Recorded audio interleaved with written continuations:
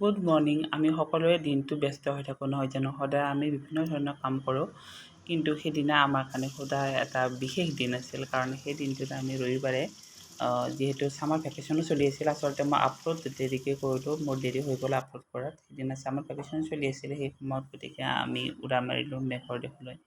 মেঘৰ দেশলৈ মানে বুলি জানেই আপোনালোকে, আমি ক'লৈ গৈছিলোঁ? আমি গৈছিলোঁ শ্বিলং আৰু চেৰাপুঞ্জীলৈ। আমাৰ গন্তব্যস্থান ভাইটি, দেউতা, মা, মই আৰু আমাৰ লগত গৈছিল মামা। আমি এইফালে গৈছোঁ শ্বিলঙৰ মনোমোহা ৰাস্তাবিলাক চাই চাই, কাষৰ সেউজীয়া সেউজীয়া পাহাৰবিলাকে আমাৰ মন সঁচাকৈ খুব সুন্দৰ কৰি তুলিছিল। আৰু এইফালে মেঘবিলাক কি ধুনীয়া ডাৱৰীয়াৰ দৰে এটা সুন্দৰ পৰিৱেশ ভাবিছিলোঁ। আমি ভাবিছিলোঁ যে নিশ্চয় কিবা বৰষুণ চৰষুণ হ'ব, তেনেকুৱা কাৰণত মেঘবিলাক দেখি, কিন্তু তেনেকুৱা নহয়।